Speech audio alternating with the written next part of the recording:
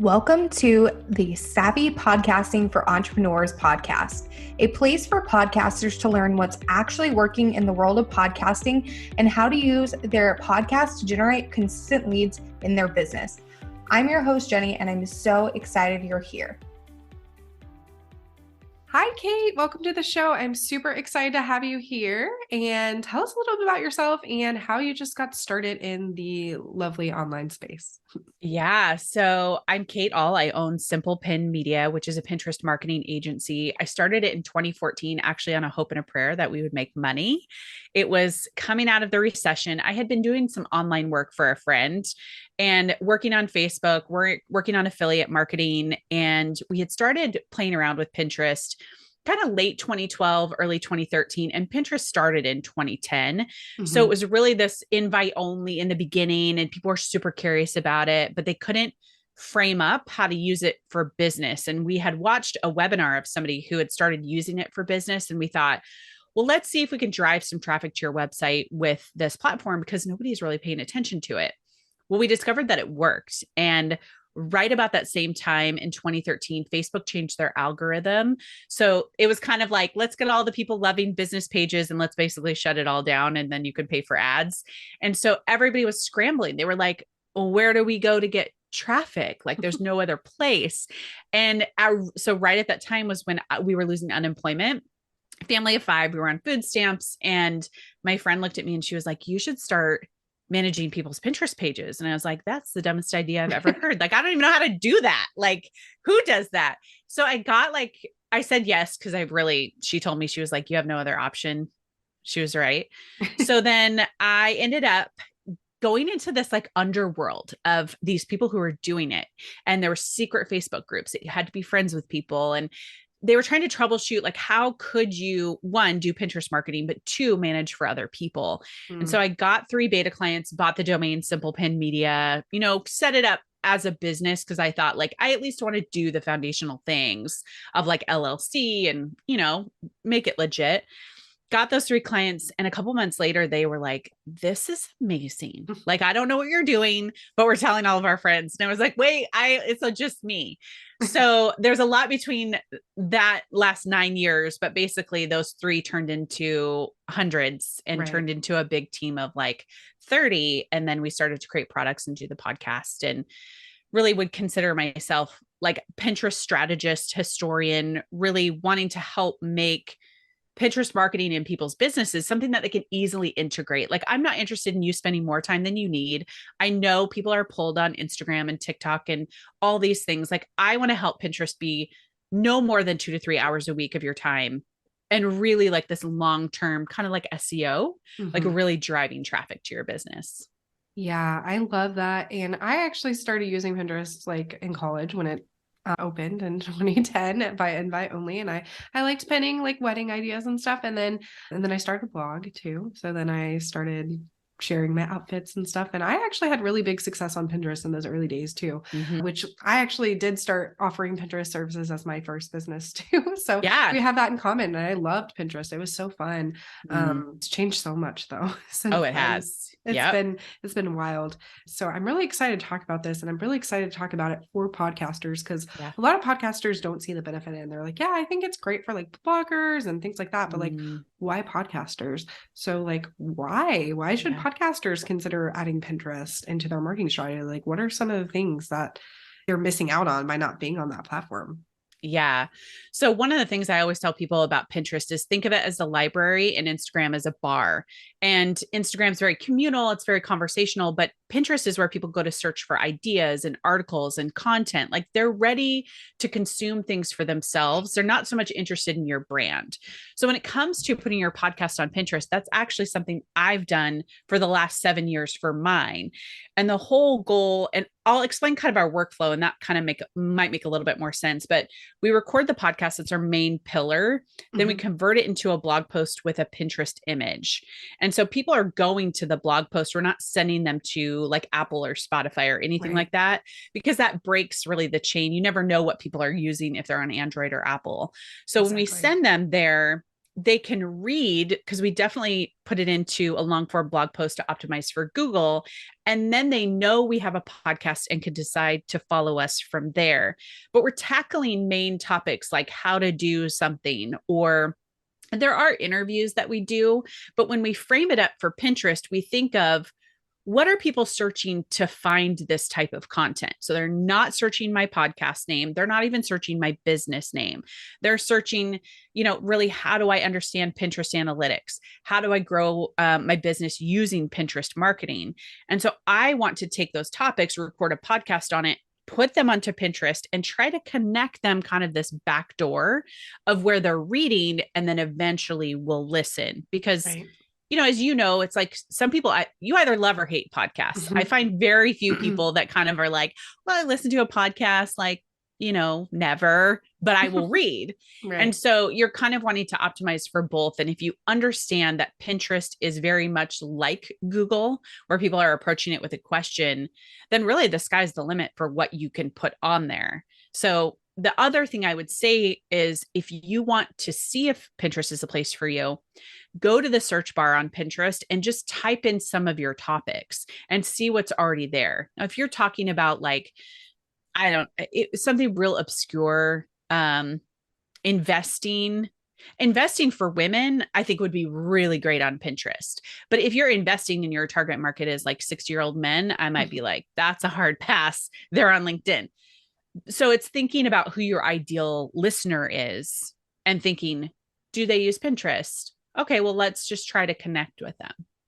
Yeah, I love that. And I love that you mentioned like not sending to like Apple or Spotify or something, because I think it's really important to send to your own website.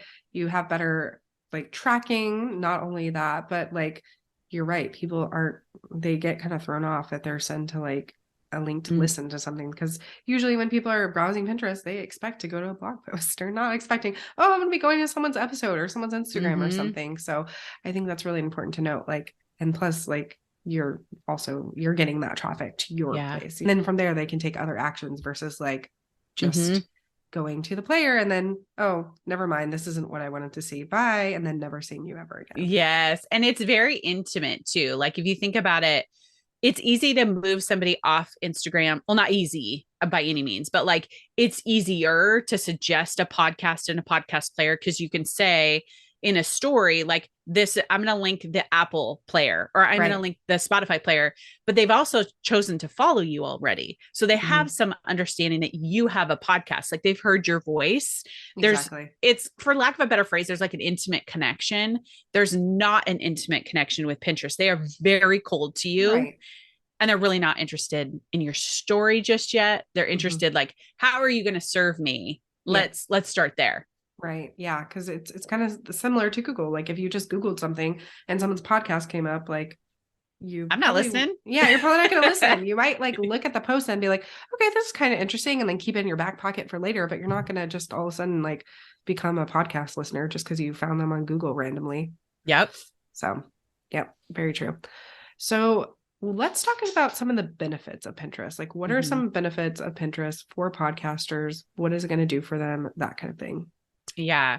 So I would say for me, one of the things we've had in conjunction is growing our email list off of Pinterest, because then what we can do is we have like a weekly newsletter where we highlight our podcast. It's almost like that can grow my email list and warm them up because they're reading already. And then they're introduced to the podcast. So we get this future growth. I Mm-hmm. also think like it's long-term growth on Pinterest. So we always tell people, if you're going to invest in Pinterest marketing, buckle up, you're in there for 6 to 9 months until you really see some movement. And that's hard for people because, as you know, like we are very podcasting, there's a labor of love that goes into it. And you really want people to listen to it right away and consume it and get all these things. But with Pinterest, it's such a traffic driver. It's Yep. really the last great traffic driver out there. If you look at anybody's analytics and they are using Pinterest, it's like Pinterest and then this cliff of Instagram or Facebook or all Mm-hmm. the other platforms, right?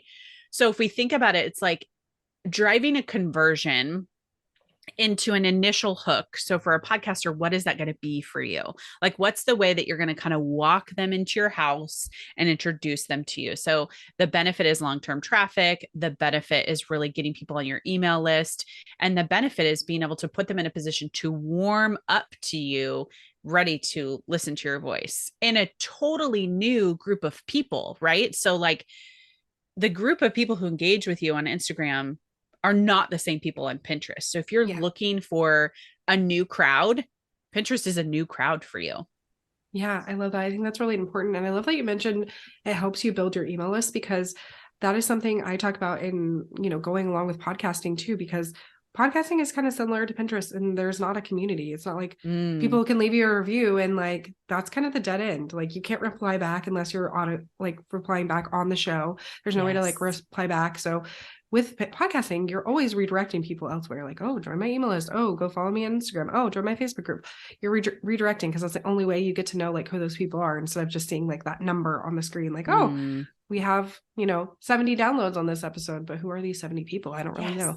So I love that point. And then yeah, and also with podcasting, it is a long game too. You don't just start your Mm, podcast and have a million listeners overnight unless you're someone who already has a really huge, well-established audience.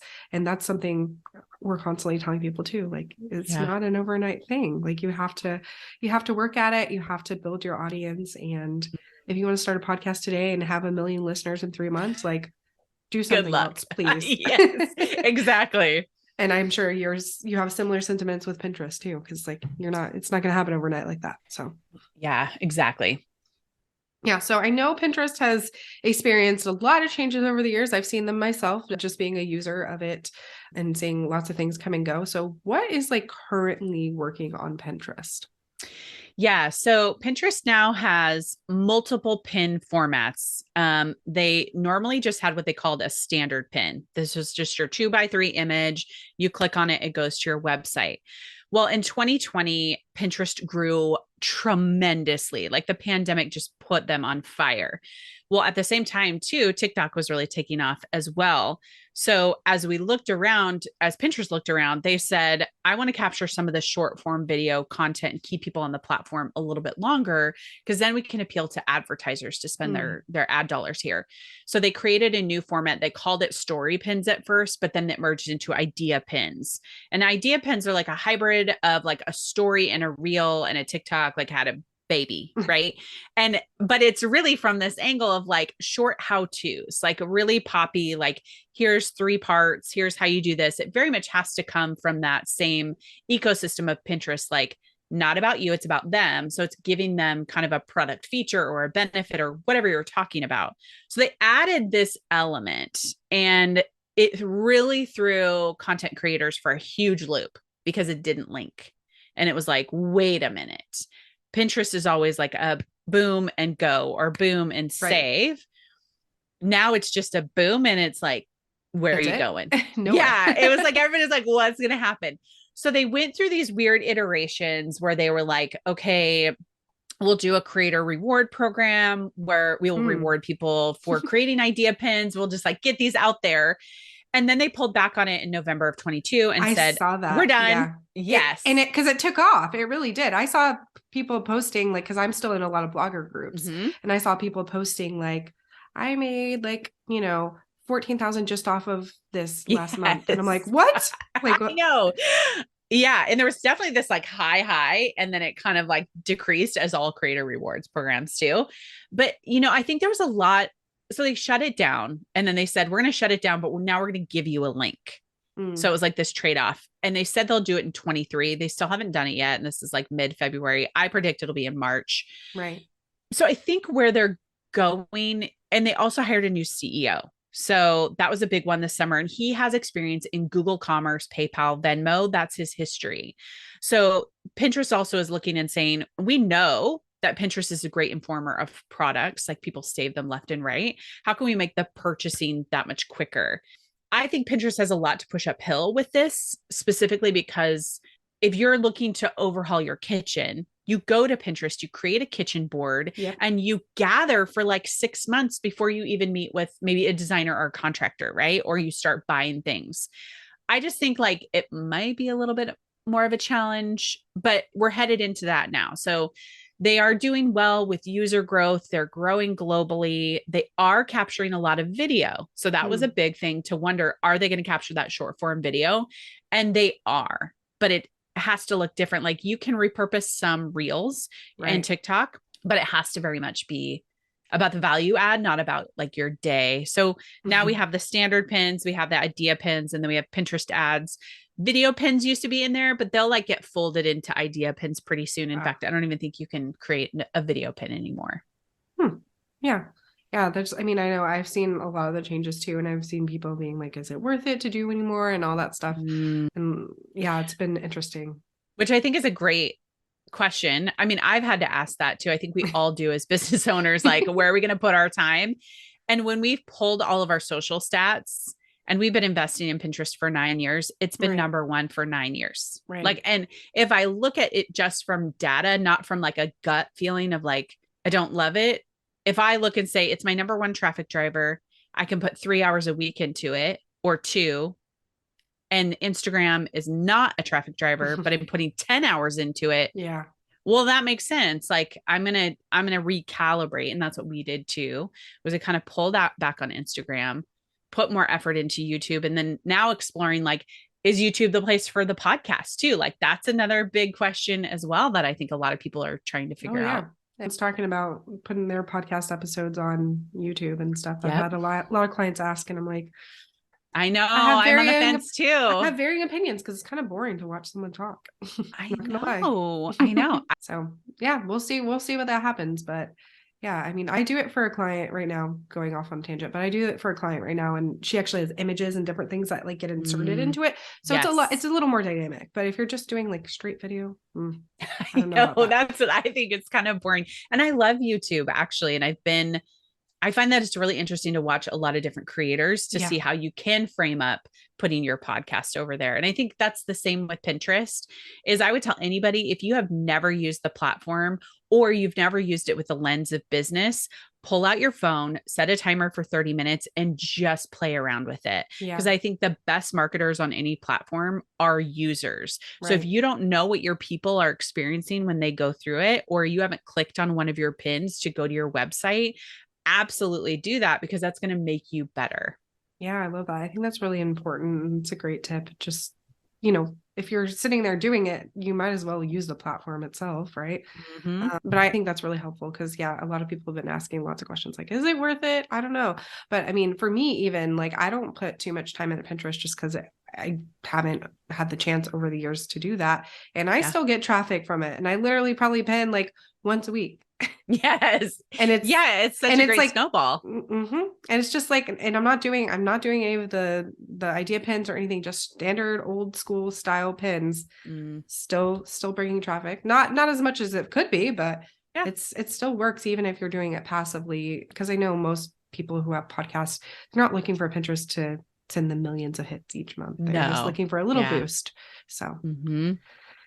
so do you have any like best tips or best practices for like the designs on Pinterest? I Mm, know like the idea pins are new and popping, but like mm-hmm. what do you have any tips for designing like the old school, like standard Standard. third? Yeah. Yeah.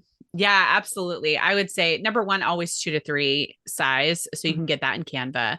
And then I would say, don't always use the title of your podcast because that, like sometimes with titles of podcasts, we can get a little creative or Yeah. we can like pull things out. You don't want to do that on Pinterest because Pinterest reads the text on Mm, images like SEO. So it has to be very much aligned with like what people are asking. So if you record a podcast about like um how I grew my email list, through my podcast in like 30 seconds. I don't know. Like you want to have something that might be like, you could ask a question or you could do a buzzword or something like mm, that. And you can go search on Pinterest too to see what people are already asking around that topic. And you can use those words on your images. It's very much billboard advertising because people are thumbing through. Now, right. one really important thing for people to know is there's 2 ways that Pinterest users interact with pins. One is in their smart feed, and Pinterest fuels that with things they're interested in, people they follow, boards they have. And that is not time-based. It's very much unique. So our smart feeds will look very different. Right. And then when we go to a search feed, our search feed will look the same. Because if we search a particular topic, it's kind of the same that you see with Google. It's like those ones that are most engaged with. So it's Mhm. also thinking like, do I want to engage the searcher or do I want to engage like the scroller? And you can have two different images with two different phrases and two different looks. But the one tip I would give everybody is don't add too much text. Like Mhm. we're talking less than 5 words because I mean, you're driving down the freeway and you're trying to read a billboard, you Mhm. only have a certain amount of time. It's like you Right. want something catchy and poppy and like, ooh, I want to click on that and learn more because Pinterest users are ready to do that. So Right. I think it's just, and if you are terrible at creating images, which I am, I'm terrible, terrible, terrible, buy Pinterest templates. Yep. They're everywhere. Like we Yep. have them, other people have them, put them in Canva and go. Don't Yep. overthink it. Just do it. Right. Yeah. I think that's really helpful because a lot of people struggle with that design aspect. They're like, I'm not a designer. I don't know how to do this. It's like, Yes. it's okay. Have you found that like whenever you're doing like podcast episodes and stuff, like for me, I found that when I do ones that have like me and a guest face or something like that, those don't convert as well for me Mm-hmm. personally. Do you Yeah. feel like that's the same for Yeah, you? totally. We've tried it over the years. We even tried taking the like voice memo things too with the face and the, you know, how the little thing Oh, the moves, right? audiogram. Yeah. Yeah, yeah. We've tried those. Those didn't work out so well. They like upload as like a video. It's like really weird. Those didn't convert. And then the faces really didn't convert. But now that we have idea pins, Mm, if I talk about what it is, that converts. So okay. I think it's like people have this over the years. Pinterest has said, like, don't show your face, don't show your face. Well, now with this switch, they're like, show your face, get on your, you know, like video, be Right. front and center because they want that. So I would say you're going to have to take it from like two different angles Mhm. of standard pin really being the billboard, but the Right. idea pin being you expanding on it. Right. I love that. Yeah. So the standard pin is like the nice, pretty image, catchy text, like usual. And then your Mm-hmm. idea pin is like you could have like a video like this kind of and talking about Mm-hmm. it. Okay. Yeah. And I would say the shameless plug, but if you want to go to my Pinterest account, you can see the two layers of what we're doing. And when you hop on, it goes to created or saved. Created will be like everything we've created. And you'll see a lot of our idea pins and how we're kind of framing up some stuff there. If you click saved, then you can see our boards and you can go to the simple pin board and see the differences kind of side by side of what those two look like. Awesome. Yeah. I will link that down below so you guys can go check that out because I think I'm a visual person. So seeing Mm, that kind of thing helps me personally because it's like, yeah, I've been doing standard pins for years. I know how to do those. The yes. idea pins and anything new that comes to a platform. It's nice to have those examples from someone who's tested it and knows what works. So Yeah. yeah, I'll leave that down below for you guys. And then do you have any like final last tips for someone who has been sitting on Pinterest for a while for their podcast, but just hasn't gotten started?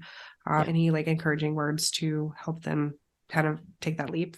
Finally? Yeah. I always tell people, and I think this is important for like any platform, but what's interesting about Pinterest is that I think you have to frame up your why. And we call that our strategy statements. Like we want to use Pinterest for X. So for us, it's Simple Pin Media uses Pinterest to grow our email list to fuel further growth of our product sales and our podcast.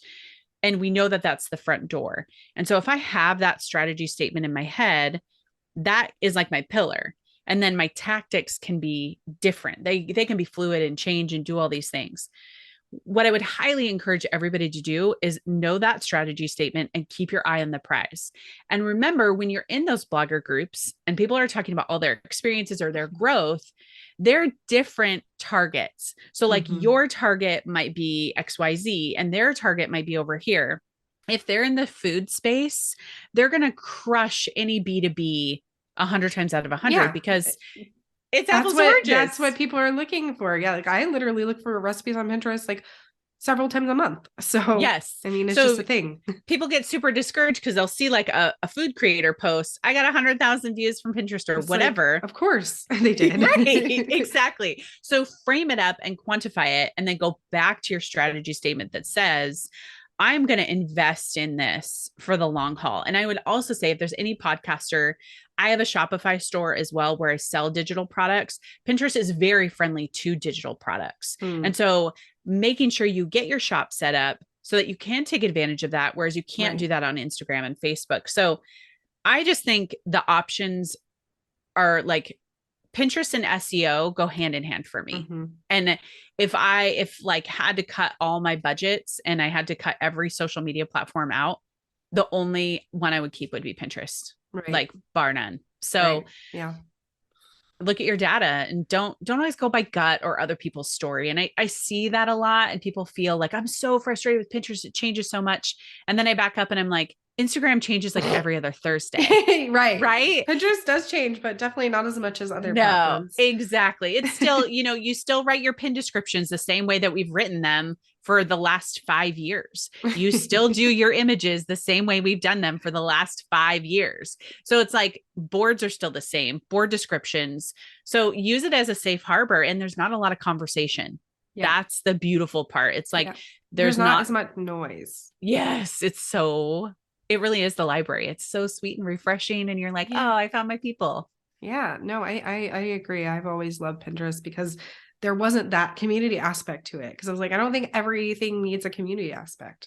Like Oh, there's other, totally. if you need that, you can go somewhere else. And they And tried it. I don't know if you remember this, but Pinterest created Pinterest oh communities. yeah, that was a hot It mess. bombed. I will say too, we're part of this program. There's a Pinterest creator program Mm, with it's like business community.pinterest.biz, okay. BIZ. They have a fantastic creator lounge, if you will, where creators can ask a lot of questions or troubleshoot anything. And Pinterest has staffed that with people in Mm, there. And then they have people like me who are part of their Pinterest Pioneer program right. that can help support you as well. So Okay. whenever you get stuck, go to the creator lounge and you can ask anything. That sounds way more beneficial than that community thing that they had tried a couple of Yeah, years ago. totally. Or even their help desk. Like Oh yeah. people who come to me, they say, like, my Pinterest account is down. You can definitely email the help desk, but go straight to the creator program. Like, don't just bypass it. I feel like we haven't really talked about that. Yeah, I know. I feel like they have not been good at that. And that was something we had requested a long time ago was like, we would love a creator board. We would love people to be able to speak into things. And they finally really got it off the ground. So it is pretty active, actually. And it's helpful for those in other countries too, as well, because Mm-hmm. they'll break it down for people in like the UK or Canada. And right now, South America is one of their fastest growing demographics. So, like, those people can ask too as well. And lots of questions around like, I'm getting traffic from North America and that's English speaking, but I'm Spanish speaking. So there's just a lot of different things that you can Yeah, that's explore. really cool. And it always cracks me up when it's like, oh, we've had so much new user growth. I'm like, people didn't already have Pinterest? What? Like I've literally had that since Oh, since it started. I I mean, it was a know. personal account, but still. No, I agree with you. I'm kind of like, why don't more people have Pinterest? It Oh, seems like everyone did. I mean, honestly, not the males, but a lot of no. females. Like I don't know one female who hasn't had a Pinterest account in her life. Yeah, I agree with you. And I share with a friend of mine, we're actually planning a trip to Portugal, and we did a secret group board where we Mm-hmm. can pin things back and forth to each other and fill up this board. It's such a useful tool, which Yeah. for anybody who has a business account on Pinterest, just remember you can use secret Yep. boards personally. So you Yep. don't have to toggle back and And it forth. it kind of messes up your algorithm a little bit, Yeah, but what's in it's your not. smart feed for Yeah, sure. a little Hmm. bit. But Yeah. like for a while, I kept seeing Toy Story images for my son's birthday. But I was like, okay, just ignore. They'll go away. Yes, They'll go away totally. once I stop looking at Yep. it. Yep. But yeah, no, I've planned birthdays and all kinds of stuff with it. So you can use it and you don't need to have like a million different Pinterest accounts to make that happen. So Yes. yeah. Awesome. Well, since this is a podcast about podcasting, I always have to ask this question, but what is your current favorite podcast or podcasts? Oh, I have a couple that I regularly listen to. So I am a political science major. I don't know how I got into marketing, but there we go. I really love the Dispatch podcast. That's one of my favorites. And then I have a Smart Agency Masterclass podcast that I listen to. And then I love Joe Polizzi's podcast, Content Inc. It's 5 minutes every Monday. And it's Mm-hmm. just like super power packed with tips. So I would say like those three are like ones I don't miss and I will listen to like when I'm cooking dinner.